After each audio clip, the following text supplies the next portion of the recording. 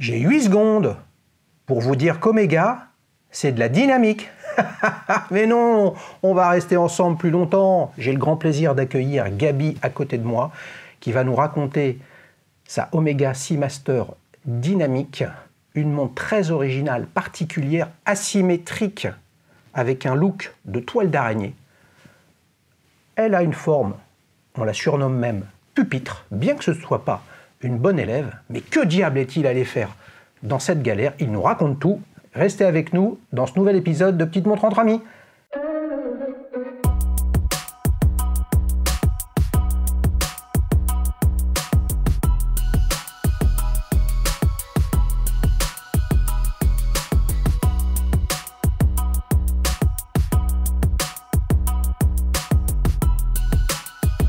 Salut Gaby, ça va?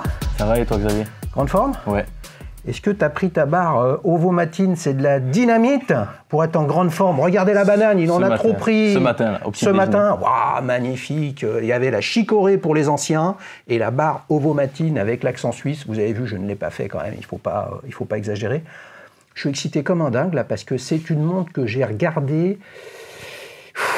Un jour, je pourrais faire une connerie en en achetant une. Fais voir. Déjà, je vais l'essayer, les amis. Je vais me régaler. Tiens, alors je suis venu avec une Omega pour te faire plaisir. Biton, les amis, hors 18 carats. La sienne, je sais pas. Omega Constellation.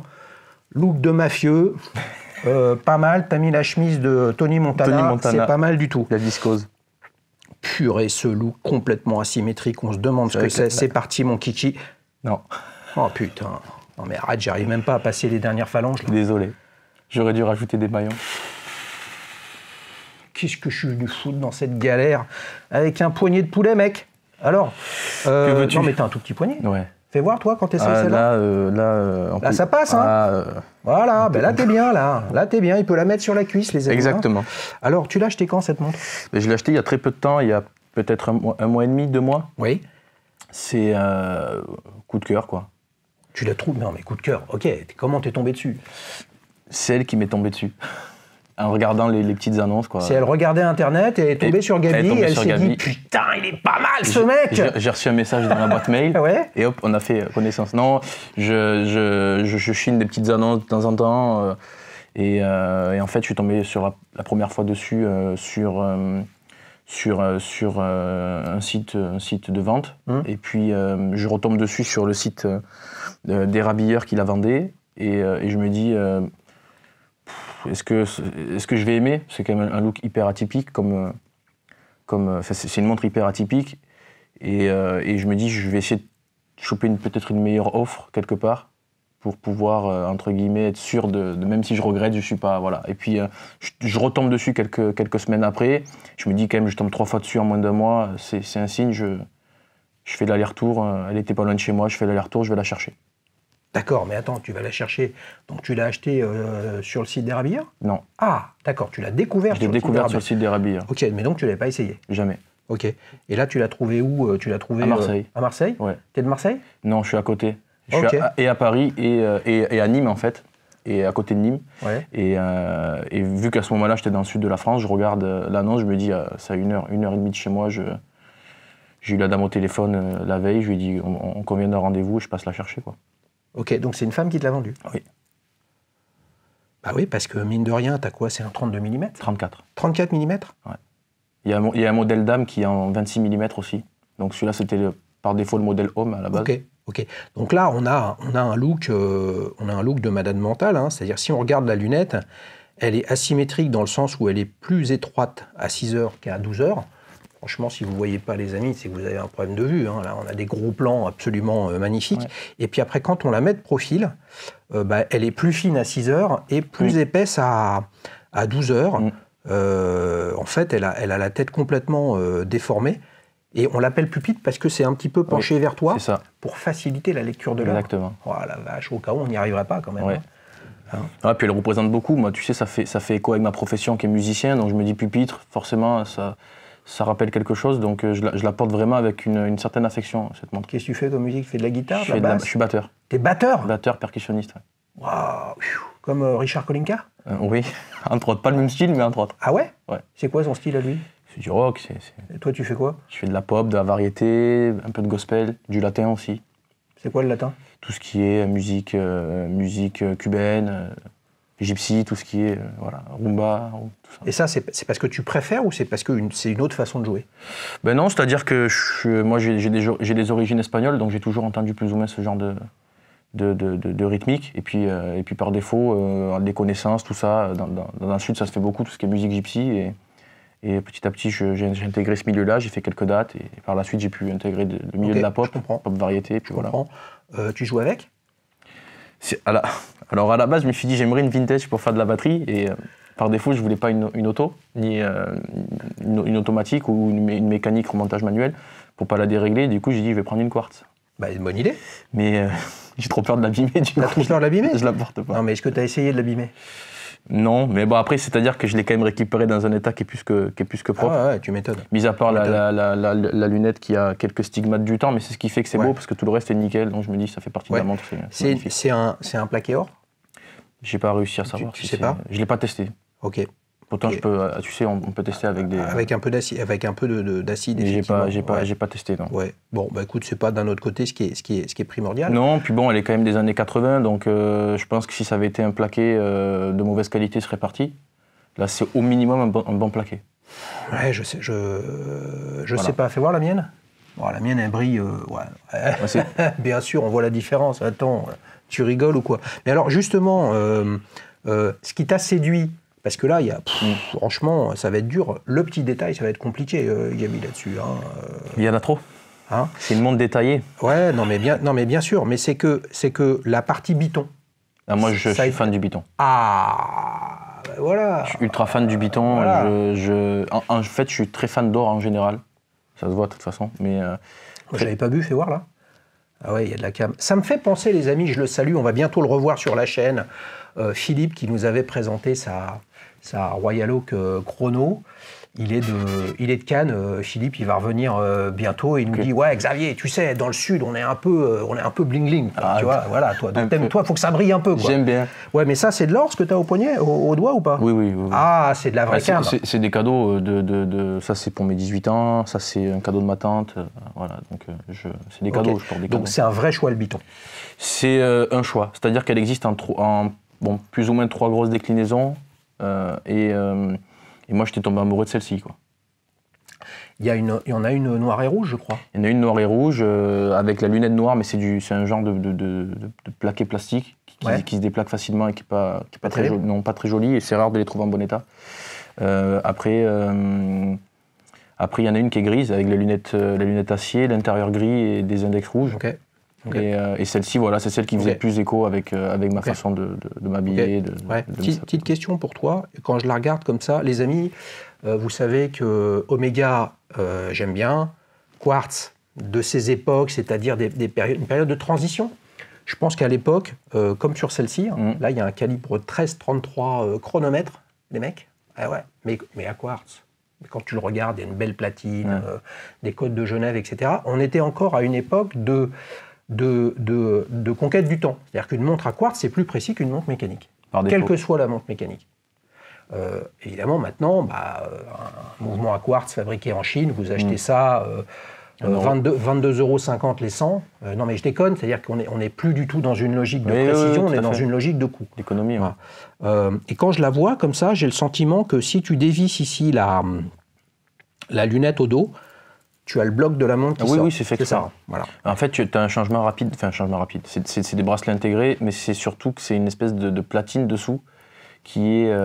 Tu dois dévisser les deux parties et tu peux changer le bracelet. Bien sûr. Et à l'époque, tu avais un bracelet un genre de plastique de silicone qui avait intégré avec la boucle Omega, tout ça, qui était noir et rouge. Qui allait avec l'autre en fait, mais il y a beaucoup de gens qui se sont amusés à les. Alors là, franchement, c'est toute la diversité d'Omega qui, pour le coup, fait que j'aime bien cette marque parce qu'en fait, c'est complètement improbable. C'est-à-dire qu'on a un fond de boîte gravé dynamique, mais en fait, c'est une Omega Seamaster. Exactement. Et le propre des modèles dynamiques plus connus, le Oval, où justement, vous aviez ce système où vous dévissez, et puis vous sortez le boîtier, et puis vous pouvez changer de couleur de bracelet, etc. Ils en ont vendu plus d'1 million, les amis. On n'en a jamais eu de ces dynamiques-là. on va dire, première génération sur la chaîne, c'est pas grave. Mais de toute façon, elles sont nommées Dynamic 1, Dynamic 2. Ouais. Là, c'est Dynamic 2, par exemple. Ouais. Donc, t'es sûr que Dynamic 2, c'est ça? Je crois que ça s'appelle Dynamic 2, ouais. Je crois que Dynamic 2, c'est plus avec des chiffres un peu type Breguet modernisé. Ah oui? J'étais tombé sur Dynamic 2. Je sais pas. Dynamic 2 Spider ou un truc comme ça. Mais c'est un peu le paradoxe d'Omega. Après, est-ce que c'est pas une dénomination donnée par les consommateurs qui l'ont appelé 2, par exemple, parce qu'il y en a eu une avant, je sais pas. Je crois pas. Tu penses pas? Je crois pas. Je regarderai, les amis, après l'enregistrement, parce que là, on est en live. Hein. Oh, vous le voyez pas, mais il est en train de tester sa caisse claire et tout ça, sans coupure ni rien. Ouais. J'irai regarder dans le bouquin d'Omega de Marco Richon, ouais, c'est ça son prénom, Voyage dans le temps, où il y a quasiment toutes les références. Je vais regarder. Tu vois, moi, je pensais qu'il y aurait écrit Seamaster Dynamic dessus. En fait, non, c'est juste écrit au dos. C'est le côté un peu farfelu qui a failli les perdre, où ça partait dans tous les sens. Et franchement, c'est une Seamaster. Donc, en fait, c'est autant une Seamaster qu'une Seamaster 300, qu'une Seamaster Ploprof, qu'une Seamaster classique. Avec moins d'étanchéité. Ça rime à rien, en fait, mais c'est ce qui fait le charme. Ils se sont perdus dans le modèle, mais c'est vrai que moi, perso, ça me gêne absolument pas d'avoir une Seamaster qui est de ce type-là. Ouais, non, mais bien sûr. Donc là, 34 mm. Oui. Avec une excroissance bombée quand même à 12 heures. Violente. Mais c'est une montre quand même qui est extra plate en fait dessous. Oui, c'est le choix du calibre en fait qui a fait. Enfin, c'est vrai que les années 80 pour ça a été énorme. On a vu des designs très très atypiques avec ce genre de. Donc t'aimes l'extra plat du quartz, toi? S'il y a un quartz, pour moi il faut que ce soit justifié. Dans le sens où là c'est justifié parce qu'il y a un design qui va avec, et qu'il fallait que ce soit extrêmement plat. Au niveau du calibre pour pouvoir réaliser ce genre de design, oui. Je trouve que c'est... c'est comme celle-là, regarde. C'est exactement, oui, non, mais c'est sûr. Elle est plate. Là, c'est ça la vertu. C'est vrai qu'avoir une montre à quartz qui fait 12 mm d'épaisseur, oui, c'est pas justifié. On se demande ce qu'il y a dedans. Il y a peut-être des trucs de cachet. Purée, il y a un NFT planqué dans l'épaisseur du boîtier. Un truc de malade. Alors, ce qui est drôle, c'est que j'ai fait les prises de vue juste avant, et en faisant les prises de vue, on est focusé sur la qualité de l'image, on essaye, on fait ce qu'on peut. Il y a un cadran qui est super atypique, en fait, avec un réo qui est extrêmement proéminent, et avec des index qui sont comme dans des crevasses. C'est un truc de fou, ça. C'est le design. Moi, je suis arrivé à un moment donné dans ma... Ça t'a séduit, ça, ou pas? Bah oui, après moi, comme je te dis, moi je suis arrivé dans une période dans l'évolution de ma collection où j'ai envie de porter des montres que je vois pas trop. Voilà. J'ai aussi... c'est certain que celle-là, on la voit pas souvent. Non, pas trop. Après, moi, comme tout le monde, tu sais, t'as dans ta collection je dirais pas des classiques, mais des montres que voilà, tu peux voir un peu plus souvent. Refais voir le à côté. Si tu veux, on peut rééchanger vu que tu la portes. Non, mais bon, c'est... Ah, moi, elle est un peu plus grande. Oui. Très différent, quoi. Très différent. Mais ça t'irait bien, ça. Hein. Ça m'irait bien, ouais. Ah ouais. Combien ça coûte une montre comme ça? Alors voilà, il y a de tout en fait. Je sais qu'une en très très bon état, c'est entre 600 et 800 €, j'ai vu. Ouais. Et puis moi, je l'ai acheté aux alentours des 200 €, avec une petite remise à neuf, dans le sens un petit alésage sur le bracelet, changement de pile. On a changé le verre qui était un peu abîmé. Ouais. Plus une micro-révision une petite test du quartz, et je crois qu'elle m'est revenue un peu moins de 300 €, 270 €, quelque chose comme ça. T'as fait faire ça où? Chez un ami dans le sud, à Nîmes, qui s'appelle Vincent, qui est un passionné d'horlogerie vintage aussi, donc quand je lui ai amené, il m'a dit je crois que je vais m'en acheter une. donc voilà. C'est sympa. Oui, c'est sympa. Il y a une boucle déployante Rikishi, hein. Franchement, on a l'impression. C'est la boucle déployante du Hobbit, les amis. Hein. Elle fait 1,5 cm de long. Ça fait partie de l'originalité, de la singularité des montres aussi de cette époque. Bracelet, franchement original. Ouais. Mais elle a tout. C'est une montre originale dans tout. C'est-à-dire que je trouve pas un seul. Je trouve pas de. Mais pourquoi tu cherchais cette originalité alors? Parce que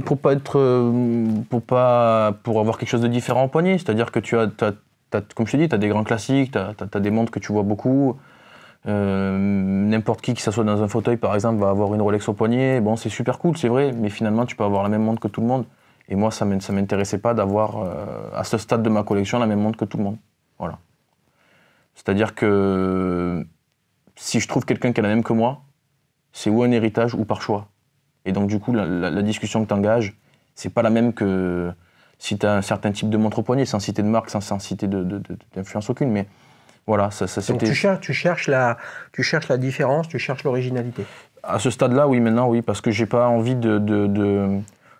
Puis peut-être aussi le fait d'avoir quelque chose qu'au poignet, je m'en lasse pas. Si j'ai choisi un design atypique, je sais que je m'en lasse pas. Un design très sobre, peut-être que tu t'en lasses pas, mais il passe plus inaperçu à un moment donné, même pour toi, à tes yeux. Moi, Est-ce que c'est pas discutable ça J'ai envie de lancer un petit sondage spontané comme ça. Oui, non, mais parce que en fait, regarde, le sondage, ça va être pour ne pas se lasser de sa montre quand on veut en acheter une. Est-ce qu'il faut aller sur quelque chose de très original? Et toi, tu dis quand c'est très original, tu vas pas t'en lasser.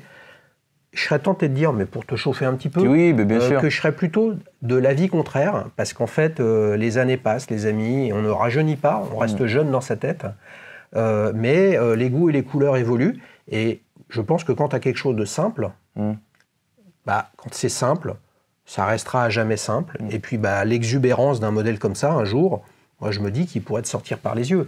C'est pas ce que je pense fondamentalement, mais c'est pour te challenger. Oui. Et donc les amis, rendez-vous après la fin de cette vidéo, parce qu'il a plein de trucs à nous raconter dans l'onglet communauté pour participer à ce sondage.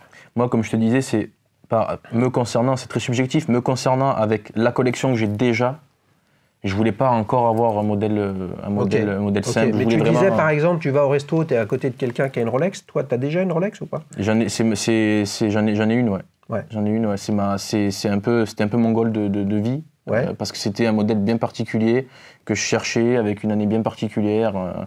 Voilà. Bon, c'est vrai que j'ai pris le Biton, donc en fait, c'est vrai que c'est encore un peu plus, c'est atypique aussi, mais j'ai pris un modèle classique, donc voilà, mais c'est juste... Mais t'en vois plus autour de toi que celle-ci. Exactement. Ouais. Exactement. Ouais. Donc t'as pas... Voilà, mais est-ce que c'est pas le propre de l'artiste que t'es, musicien? C'est possible. Que de te dire, moi j'ai une approche, je suis artiste, donc le propre d'un artiste, c'est qu'à un moment ou un autre, il a une approche individuelle de ce qu'il fait. Moi, je vais te dire, moi en fait, je suis pas collectionneur de montres, je suis collectionneur d'émotions. C'est-à-dire que j'achète avec mon ressenti sur le moment. Si ça m'évoque quelque chose, j'achète. Voilà.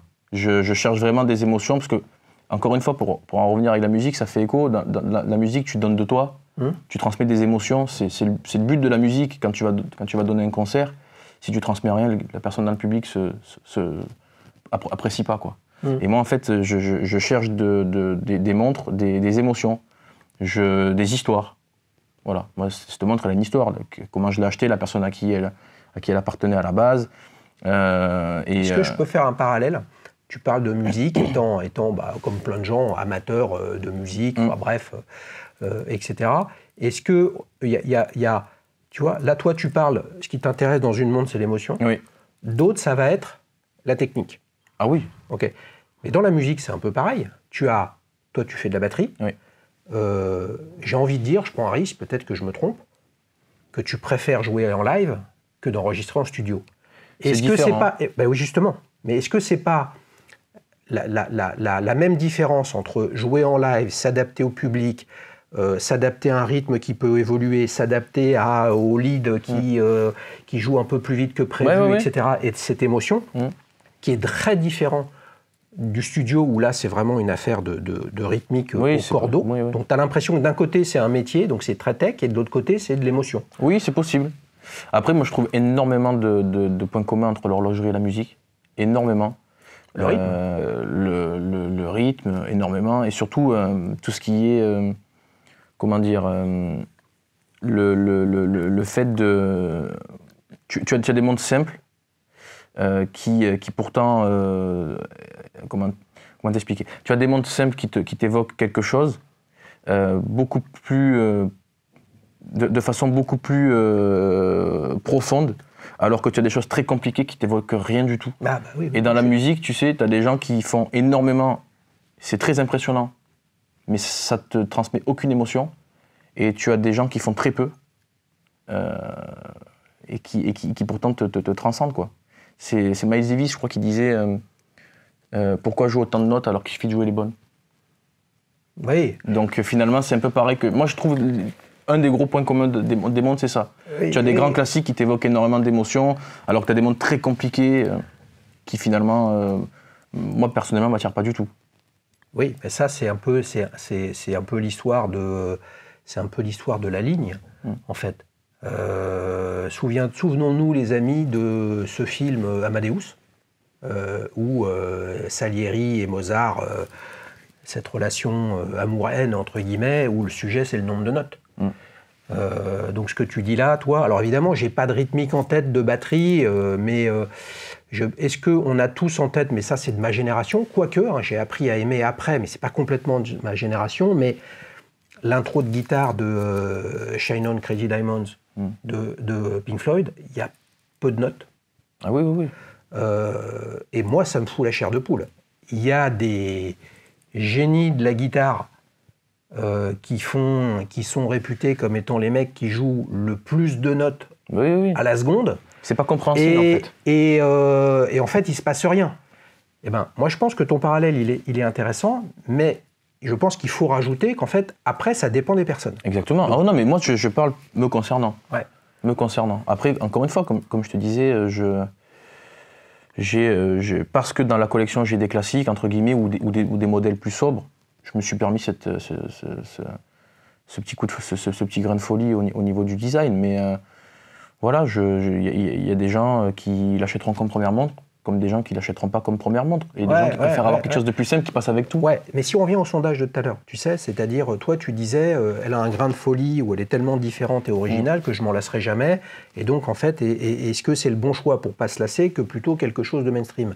Mais est-ce que toi, tu dis pas ça ou tu penses pas ça parce que, par ailleurs, tu as déjà acheté, d'après toi, ton Graal avec ta Rolex Vuitton, c'est quoi comme référence? C'est une 16013. Voilà, 16013, donc référence à 5 chiffres. On est quoi, années 70, 80? Non, c'est 87 celle-ci. Un petit peu plus tard. Donc ça veut dire qu'en fait, ton produit mainstream, peut-être trop aseptisé pour toi maintenant, mais tu l'as déjà. Je l'ai, oui. Donc comme tu l'as, tu te dis, moi je veux m'encanailler avec autre chose. Après, tu vois, c'est une Datejust, donc je suis resté dans un modèle très classique. C'est vrai que pour le coup, c'est une Vuitton, donc ça rajoute un peu de folie, mais j'aurais pu très bien aller sur une cadre en lin, tu vois, en tout acier, tout ça. Même dans le... Ouais, mais j'aurais pu, mais non! T'as du gold partout! Oui, non, mais oui. Mais c'est pour te dire que même dans la classique, j'ai pas pris la plus classique. Donc je sais que par défaut, j'aime pas spécialement avoir ce que tout le monde a. Ouais. Donc j'essaye d'avoir des designs. Et puis, comme je te dis, je veux des émotions. Moi, elle m'a plu. Elle aurait pu être, tout à fait différente. Non, mais on se régale, les amis, parce que toi, ce que tu dis, c'est que le classique d'une Datejust, elle est Vuitton. Ton classique à toi. Moi. Voilà. Bah oui. Et ben le classique, en fait, il n'y a pas de classique. Non, c'est très personnel. Oui, bien sûr. Le classique. Donc, 200 balles. Oui, 200 balles, c'est une somme. Hein. C'est cadeau. Mais c'est quand même 10 fois moins que 2000. Hein. On est d'accord? Ah ouais. Quand on joue de la batterie, il faut savoir compter. Exactement. T'es d'accord? Ouais. C'est pas cher, il trisse pas grand-chose. Et là, on a franchement un truc extrêmement intéressant en termes de vintage. Et on risque pas grand-chose sur le sujet. Donc, petit polissage du bracelet. Oui. Mais c'est même pas, je crois que c'est pas un alésage, c'est même pas un polissage, c'est un genre de polissage à la main, tu sais, c'est même pas fait en machine. Bon, un petit truc sympa. Un petit ravalement de façade, quoi. Un petit ravilement de façade. T'as eu une boîte, un truc avec, quelque chose? Non. Rien du tout. Rien, t'as fait ton paiement et puis t'es parti. Je suis parti. Ouais, ok. Eh ben écoute, c'est fort sympathique. Les amis, il faut vraiment que vous nous disiez qu'est-ce que vous pensez de tout ça, parce que là, c'est tellement original, un truc pareil. En fait, je suis content parce que je l'avais repéré, je le disais tout à l'heure, moi je l'avais vu plein de fois, sous différentes formes. C'est un petit chouïa petit pour moi, mais why not? T'as des maillons en plus? Oui. Tu les as amenés? Non.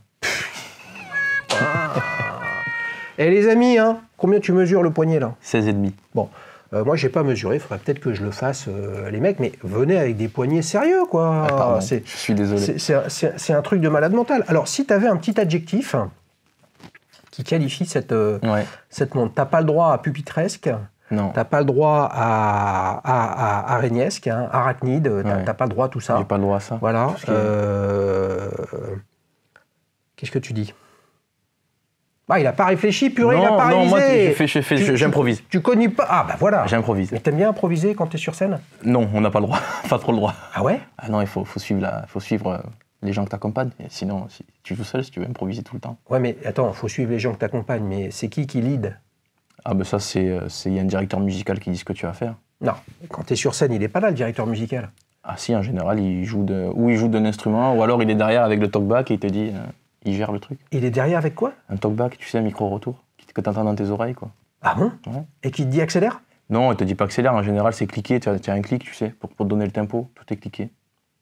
Putain, mais c'est du pipeau, en fait. Ça dépend, il y en a qui jouent vraiment en live, mais quand tu as des séquences qui t'aident un petit peu, tu sais. En fait, t'es un robot. Bougez pas, je vais l'éteindre. Bon, je fais tout ça, les mecs, pour meubler, pour que tu nous sortes un adjectif, quoi. Non, je dirais... Ça, c'est de l'impro, les mecs. On comprend pourquoi il improvise pas. Non, hein. je dirais surprenante. Surprenante? Ouais. J'étais vraiment... En fait, chaque fois que je la regarde, je suis surpris. Ouais.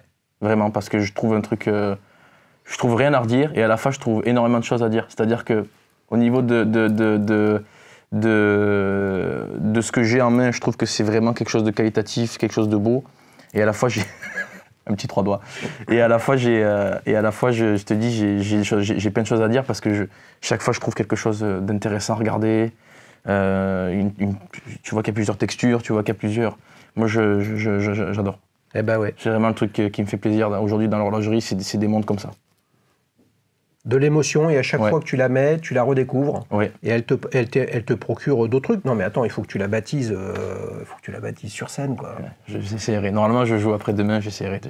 Tu vois, tu joues avec, machin, et là, ouais, Gabi, montre-nous ton Oméga, hein, ouais. Et là, la personne que tu accompagnes au micro dira, bon, je conclus avec 8 secondes pour vous dire que la Oméga dynamique de Gabi, c'est de la dynamite. Exactement. C'est beau ça, les amis, je suis excité comme un dingue. On a une session vintage fort sympathique. On enchaîne pour la séquence suivante, la séquence souvenir. Tiens, je te la rends. Oui, on va réinverser. Voilà. Alors, quel âge as-tu, Gabi? 27. 27. Ouais. Ok. Est-ce que tu te souviens comment t'as démarré dans l'horlogerie? Et nous, ce qu'on veut savoir, c'est à quel moment tu t'es dit, ton classique, c'est le biton. Alors... Moi, j'ai toujours eu un penchant pour les montres en général. Alors, j'ai quand même écumé pas mal de fashion watch, notamment par des cadeaux, des choses comme ça. Et puis, il y a quelques années, presque 10 ans, j'ai ma chérie qui m'a offert une montre qui a beaucoup compté. Je l'ai portée quasiment quotidiennement pendant 8-9 ans. Et j'alternais avec une montre, un peu plus de wristwatch quand je sortais. Et en fait, cette montre-là, elle a déclenché quelque chose. Je me suis dit, un jour, j'aurai la même. Là, c'est une devinette, là? Il veut me faire deviner, parce que tu nous as pas dit ce que c'était. Purée. On peut deviner ou pas? On peut deviner, si tu veux. Alors? C'est une marque qui est française, je crois. Je sais pas. Qui est pas mainstream du tout. Jazz? Non. Pierre Lanier? Non plus. Mais autant je me trompe, autant elle n'est pas française. Je sais pas. Je sais pas. Tu veux la voir? Bah ouais. Ok. Oh purée, il l'a caché. Elle est là. Donc c'est Junger et Bresson. Ah ouais, mais attends, elle n'est pas en or, elle n'est pas biton, elle est toute en or, encore couleur or. Je vais t'expliquer pourquoi. Celle-ci, en fait, c'est un peu un genre de... Pas d'hommage, c'est pas un hommage, mais ça ressemble énormément à une Datejust, on va pas se mentir. Avec le jubilé, avec la lunette cannelée, tout ça, en plus gros, elle fait 39 mm, je crois. Et celle-ci, en fait, je l'ai portée quasi quotidiennement pendant presque 10 ans, quoi. Et j'étais hyper fan de ce design. Il y a de la matière, hein. Il y a un truc de caché à l'intérieur ou quoi? Et pourtant, c'est un quartz. C'est un quartz? Ah bah là, on a un quartz, les amis, en 12 mm. Purée, mais attends, cette montre, elle a plus de 10, elle a 10 ans. Ouais, quasiment. Tu l'as jamais portée? Si, quotidiennement. Putain, elle est dans un état de malade mental. Elle. Ouais. Ah ouais, alors c'est clair que là, il y a un boîtier, il y a un boîtier à peu de choses près, hein, de Rolex, boîtier Oyster classique. Hein. Alors par contre, effectivement, tu as la lunette, t'as la lunette cannelée, mais sinon, si on regarde le cadran après, c'est quand même très différent, quoi. Mais souvent, on l'a prise pour une Rolex du fait que Younger et Bresson, c'est une petite couronne, tu sais, le logo. Tu veux dire qu'il n'y a pas que Rolex et une couronne comme logo? Il y a aussi Younger et Bresson? Il y a aussi Fortis? Il y a aussi Hérin? Il y en a un paquet. Ah, purée. Et oui, donc dorénavant, les amis, la marque à la couronne, quand on ne veut pas citer Younger et Bresson, on dit la marque à la couronne. La marque à la couronne. Non, elle évoque beaucoup pour moi, parce que voilà, c'est une grosse partie de mon évolution en général, et je l'ai portée quasiment à toutes les... Quand tu l'as reçue en cadeau de ta copine, ouais. C'est toujours ta copine? Oui. Oh, bravo, c'est beau ça, c'est beau. Tu savais, tu t'es dit, ah, ça ressemble à une Rolex Datejust, ou tu ne savais pas? Oui, bien sûr. Ok. Bien sûr. Ok, mais pour autant, est-ce que tu penses que ça a mis une empreinte, et tu l'as porté pendant 10 ans, qui fait que derrière, tu t'es offert une 16013? Je pense. Moi, en fait, je m'étais dit que... Déjà, j'étais très fan d'horlogerie, mais vraiment pas érudit sur le sujet. Mais j'étais très fan d'horlogerie, et je regardais souvent les montres, je regardais souvent les poignets des gens, j'ai toujours aimé ça. Et puis, je me suis dit, un jour, je me payerai la même, quoi. Mais chez Rolex. Parce que pour beaucoup, quand tu connais pas l'horlogerie, on va pas se mentir. C'est Rolex qui sort en premier.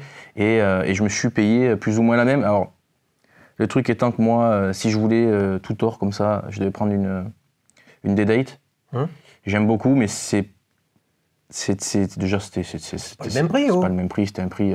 Il faut que tu en joues les partitions. Là, il faut falloir taper longtemps. Non, c'était inabordable pour moi au moment où j'ai acheté la 16013.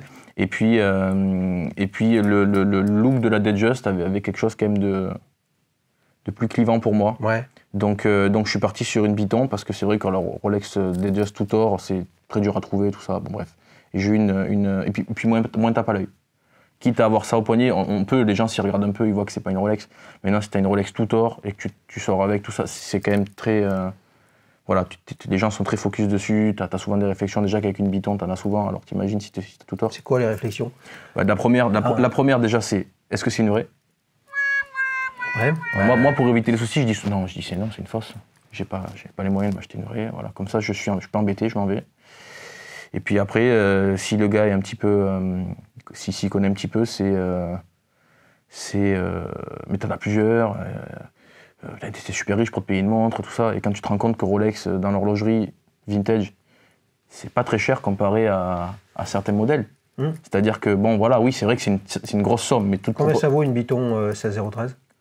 Aux alentours des 5 000 €, je crois. Ouais. Okay. Mais par contre, si tu regardes dans l'horlogerie traditionnelle, tu vas prendre un breguet tourbillon. Oui. Tu en es très loin. Donc en fait, oui. les gens pensent que Rolex est direct associé à énormément d'argent, alors que non, si tu économises pendant quelques temps et que tu l'as comme passion, bien entendu, quand tu as l'horlogerie comme passion, tu peux t'en payer une. À l'échelle d'une vie, c'est pas inatteignable. Maintenant, une breguet de tourbillon, c'est pas inatteignable, ça dépend pour qui. N'oublions pas qu'on est privilégiés quand même. C'est parce qu'on est passionné. Dans cette affaire. On est passionné. Tu en as qui sont passionnés de voitures, qui vont tout mettre dans les voitures, et tu en as qui sont passionnés de montres, qui vont mettre dans les montres. Ouais. Mais la moralité quand même de tout ça, c'est qu'il y a un bout de ta trajectoire perso vers cette Rolex Datejust Python 16013 dont tu as exprimé le terme de Graal et d'aboutissement. Je suis très fier d'ailleurs. Ouais, bien sûr, mais qui vient en partie de ta capacité à avoir appréhendé sur la très très longue durée un style. Donc sur cette Datejust Python, tu as le bracelet Python jubilé et la lunette cannelée. Bon ben voilà.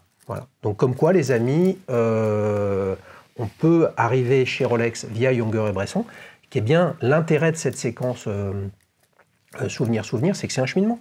Tu parlais, j'étais pas érudit, franchement. Je vais vous avouer un truc, les amis, je suis peut-être un peu maso, mais finalement, les commentaires que je préfère sur la chaîne YouTube, c'est quand quelqu'un me dit « t'y connais rien ». C'est vrai. Et franchement, le jour où je me dis j'ai plus rien à apprendre dans l'horlogerie, bah, c'est que je serai un gros connard et puis j'arrêterai ce que je fais aujourd'hui. Parce que ce qui m'intéresse, moi, c'est d'apprendre tous les jours et de me poser des questions et de me remettre en question par rapport à ce que je pense, imaginer, etc. Parce qu'il y a toujours quelqu'un qui sait mieux que toi. Il y a toujours quelque chose à apprendre, c'est le propre de la vie. Tu t'imagines, toi, t'es le meilleur batteur du monde? Non, je ne suis pas le meilleur batteur. C'est horrible, hein. Franchement, c'est horrible. Il n'y a rien de pire. Mais ça, c'est très perso, de façon générale, dans ma philosophie personnelle. Il n'y a rien de pire que la perfection. C'est horrible. S'il n'y a pas d'imperfection, c'est juste... c'est ce qui crée aussi... T'es passé de celle-là à la Datejust, où il y a eu d'autres choses, et qu'est-ce qui fait que... Parce que là, on est dans le...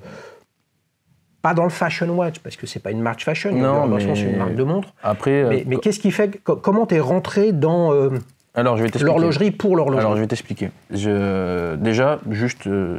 je porte aussi fièrement ça que ma Datejust, par exemple, tu vois. Oui. Donc, j'ai vraiment pas de problème. Mais pour des raisons différentes. Pour des raisons différentes. Encore une fois, des émotions différentes, mais c'est le même résultat, elle est à mon poignet et je l'aime énormément. Si tu vas au resto et que tu veux, entre guillemets, encore plus matérialiser, que tu es bien avec ta nana et tout ça, tu vas mettre celle-là, par exemple. Possible. Après, celle-là, j'ai fait le choix de ne plus la porter. Parce que je vais t'expliquer pourquoi. Elle est dans un très bon état et j'ai très peur. Elle évoque beaucoup plus que toutes mes montres, en fait. Celle-ci, c'est vraiment ce qui m'a ouvert à l'horlogerie. Et en fait, j'ai décidé de ne plus la porter pour la garder dans un état nickel. Parce que j'ai peur de la casser ou autre. Et ça me ferait vraiment du mal de la casser. T'as vu que je l'ai porté sans gants? Là, c'est péché, hein, franchement. Mais il faut mettre des gants avec ces montres. Il n'y a pas de problème. Non, en fait, ce qui s'est passé, c'est que j'ai eu... à toute proportion gardée, j'ai eu des obligations familiales qui m'ont imposé de rester quelques mois à la maison. Et en fait, je ne sortais quasiment pas de chez moi, mis à part pour faire mes dates. Et je me suis plongé dans l'univers des montres. Il y a un peu plus d'un an. Et à ce moment-là, j'ai mangé énormément d'informations. Toutes les vidéos, des livres, des podcasts, sur les sites internet, tout ça. Et je me suis fourni énormément et enrichi énormément avec ce genre d'infos. Super, ouais. Et puis, je suis tombé sur quelques petites marques qui commençaient, tout ça. Et puis, je me suis dit, voilà, je vais passer à ma première montre, entre guillemets, automatique, quoi. Ouais. Avec une montre, voilà, une montre. C'était quoi? Alors, j'ai eu une Seiko au début, mais celle qui m'a vraiment ouvert la voie, c'est une Baltic HMS 002, que je t'ai amené d'ailleurs, si tu veux. Purée, ça c'est un bon, ça. Hein. Il a un poignet de poulet, mais il est quand même venu alors, avec... tu peux l'essayer, celle-ci, il y a un atto. Ah, tiens, alors, allez. Alors, celle-ci, c'est ma montre à tout faire, hein. C'est ma montre de tous les jours. Ouais, donc celle-là, elle va sur scène. Celle-là, elle va sur scène. Okay. Je devrais pas, parce que je l'ai des règles, mais celle-ci, elle va sur scène. Tu le vois, elle a des stigmates du temps déjà. Ça fait pas longtemps que je l'ai, mais elle a vraiment vécu, quoi. Mais ça, c'est un des tout premiers modèles de Baltic, ça, non? Non, tu as eu la HMS 001 peut-être avant. Ouais. Et moi, c'est la 002. C'est un sectorial. Alors, comment j'en suis arrivé à ça? C'est qu'au début, où je connaissais pas spécialement, où j'étais pas autant renseigné qu'aujourd'hui, j'avais vu la Longines sectorial. Oui. Et en fait, je tombe sur Baltic en regardant une vidéo de je sais plus quel youtubeur. Je dis tiens, je vais essayer. Et puis je l'ai acheté. Voilà. Pour. Mais comment t'as fait pour l'essayer? Non, je veux dire, je vais l'essayer. Je vais l'acheter. Je vais essayer. Tu vas acheter une Baltic pour essayer et voir si ça te plaît. Si ça me plaît. Ouais. Okay. Je prenais pas trop de risques, tu vois. Regarde, elle me va bien. Ouais. Bah oui. Ouais. Ça me fait penser, les amis, à la Longines. Oui, c'est celle-ci. Je t'en parle. Longines Sectorial, on a un épisode de Duel Time très sympa avec Paul, qui était au Canada, à Montréal, au moment de ça. Mais là, on a quelque chose qui est effectivement assez classique. Et là, pour le coup, le sujet, c'est la ligne épurée, est-ce qu'elle plaît ou est-ce qu'elle plaît pas? Ouais. Moi, j'aime beaucoup. Il y a peu de notes, là. J'aime beaucoup. Après, comme je te dis, c'est un montre à tout faire. Et vu qu'elle va dans... Moi, je l'ai acheté sur le grainerie à la base, qu'ils fournissent. Ouais. Et vu que je la porte vraiment, vraiment beaucoup, je ne peux pas trop m'en lasser. Vu qu'elle est très simple, je change les bracelets. Je mets plusieurs nattos, je change les nattos, je mets du cuir, je me fais plaisir avec celle-ci, je la porte tout le temps. Et tu fais ça tout seul comme un grand? Oui. Pour le natto, tu prends pas de risque. Bah attends, mais mettre un cuir. Non, tu as des pompes flash. T'as des pompes flash. Sinon, après, moi, j'ai le bergeon, je le fais. Ah, ben voilà. Non, mais... Je le fais tout seul, bien sûr. Il y en a plein qui osent pas le faire. Hein. Oui, bon, après, c'est une Baltic, je prends pas trop de risques. Hein. Pompe flash là. Ok, combien ça coûte une Baltique comme ça? À l'époque, je crois que je l'ai acheté aux alentours des... peut-être un peu moins de 500 €, je crois. Mais ça a augmenté depuis. Je sais que ça a augmenté un petit peu. Ouais. Ça a augmenté un petit peu. Puis moi, j'avais pris la version complète avec le grainerie et le fond ouvert. Et le fond... le fond transparent. Et donc, du coup, c'était un peu plus cher, quoi. Ok. Voilà. Mais je sais que ça a augmenté depuis, par contre. Bah écoute, c'est un sans faute, hein, avec ce qui sort de Baltique, les Ouais, amis, ces derniers cool, temps. hein. Après, ça plaît pas, c'est votre cam ou non. Franchement, ils progressent. Et puis, voir des entrepreneurs dans le milieu de l'horlogerie qui prennent des risques pour lancer une marque, il faut les encourager, les amis. Et évidemment, ceux qui aiment leur acheter des montres. Bon, bah là, c'est vraiment le truc classique, les aiguilles-feuilles, etc. Un peu, là, heureusement qu'elle n'est pas à quartz, hein, parce que sinon, question épaisseur. Après, chaud, en plus, avec le NATO, ça rajoute double épaisseur de bien sûr, tissu. bien sûr. Ça, c'est antérieur à la Rolex. Oui. Bon, on va passer maintenant, je le sens, à la 16013. Alors, envoie. Je l'ai pas. Le mec, il est venu sans sa 16013, quoi. Je veux dire, on meuble pendant 300 plombes avec la barre chocolatée Ovomatine, Omega. Non, je déconne. l'ai pas Je portée. déconne. Tu veux pas? Non. Elle est cachée? Non, elle est à la maison. Elle est au coffre? Non. Tu la portes souvent? Elle est au coffre, oui, elle est au coffre, mais elle est pas... Oui, je la porte de temps en temps. De temps en temps, ouais. J'ai voulu, tu sais, un peu délester de son travail le bracelet acier, donc de temps en temps, je mets un petit cuir que j'ai fait faire. Ouais. Mais oui, elle est souvent... je la porte souvent, ouais. Donc je change un petit peu les bracelets pareil dessus. J'aime bien changer les bracelets, quoi. Ouais, c'est cool. Ouais, Est-ce que tu confirmes à tout le monde, attention les amis, est-ce que tu confirmes que tu vois la casquette d'Alichous? Oui, je vois la casquette d'Alichous. Le truc le plus rare à trouver, C'est dur. à avoir, il faut gagner le quiz pour ça. C'est tellement rare et pour autant, on ne se fait pas agresser ni arracher le poignet pour récupérer la casquette. Sauf que j'ai pas eu le temps de préparer les questions du quiz, donc là, c'est exceptionnel. Ouais, pourtant, j'avais révisé. Exceptionnel. Notre ami Gabi va repartir avec la casquette d'Alichous sans quiz, les amis, j'en suis désolé. Mais on continue quand même avec la séquence ta prochaine montre. Alors, quand on est passionné, est-ce que tu confirmes à tout le monde que dès qu'on en a une, en fait, ça y est, j'ai atteint ce que je voulais, maintenant il faut que je me remette en chemin, quoi. Je confirme. Donc là, t'es en chemin vers où, là? Je peux te donner quelques rêves parce que c'est vrai que j'en ai un petit peu dans la tête, mais je... Non, attends, du concret. Du concret. Et si tu veux, tu peux me donner une concrète et puis une à l'heure actuelle, le truc rêvé, ce serait. Ou une vintage et une moderne, si tu veux, je te donne. Allez, une vintage et une moderne, c'est parti. Avec la devinette, si tu veux. Hein. Si tu veux. Alors, la moderne, ils sont basés à Paris. Ouais. Beau bleu. Non. Okay. Ils sont basés à Paris. Ils viennent de sortir une superbe GMT. Ah ouais, mais là, c'est trop facile. J'ai Non, Marc-Antoine et Cléopâtre qui est venu, là. C'est Rika? C'est Rika. Eh oui, Marc-Antoine, vous vous souvenez, il est venu avec sa trilogie 1, 2, 3, et c'est comme ça qu'on démarre la rythmique sur scène. 1, 2, 3. Ça, c'est les Ramones. C'est Rika 43 15. C'est ça? C'est pas celle-ci qui me plaît, mais oui, c'est la dernière. Non, mais ils viennent de sortir une GMT, oui. C'est celle-là? Oui, c'est celle-là. Et donc, t'es allé dans leur boutique? Hier.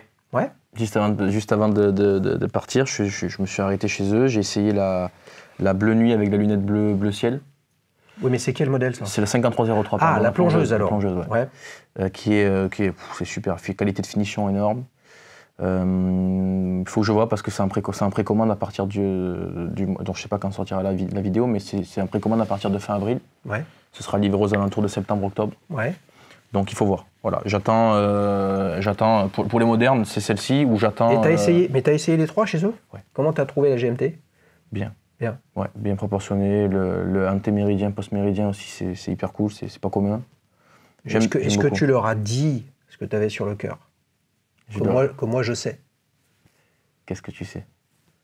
Mais tu leur as pas demandé quand est-ce qu'ils sortent une Vuitton? Non, mais je leur ai demandé s'il allait avoir des déclinaisons de la GMT. Ils m'ont dit que normalement, il y avait des choses sur le feu. Ouais. Mais oui. Alors là, je sais qu'en moderne, c'est celle-ci. À la base, je m'étais plus dirigé vers une Black Bay Pro, mais beaucoup trop épaisse et beaucoup trop grosse pour le genre de poignet. Puis pas le même budget non plus. Hein. Pas le même budget. Mais après, c'est voilà, encore une fois, des questions d'émotion. Tu vois. Ouais, d'accord, mais tu peux avoir une belle émotion avec un truc neuf et tu peux dire, ouais, c'est trop cher. Regarde, la preuve. Bah oui. Non, mais non. Et du coup, j'attends de voir les Watches and Wonders de la fin du mois. Ouais. Je vois ce qui sort. Si chez Tudor, s'il n'y a rien qui me plaît, je partirai sur la série K. Je pense. Alors, les amis, la série K 5303, il y a un truc lunaire qui me fout hors de moi, c'est qu'ils ont été copiés par des marques, par des brigands. Pour faire simple, et tout à l'heure je parlais d'entrepreneurs qui se lancent dans l'horlogerie, il faut les soutenir, il ne faut pas aller acheter ces trucs de merde, une qualité, de brigands, et c'est inacceptable parce que on aime ou on n'aime pas une marque pour des raisons qui sont personnelles, peu importe. S'il y a bien quelque chose qu'amène Serica sur le marché avec au moins la 5303 et la 8315, la 4512, bon, c'est vraiment une field watch militaire, etc. Oui. Voilà. Mais c'est que tout est original dessus. Ils ont créé on ne peut pas se dire mais ça truc, ça machin. Ouais, ok, peut-être l'aiguille des heures Brodaro, mais c'est pas les derniers, c'est pas les premiers, il y en aura encore d'autres, etc. Mais c'est juste sidérant. Il faut les soutenir, et pour les soutenir, aidez-les dans leur démarche, dans leur approche, dans leur communication, que vous achetiez ou non leurs produits.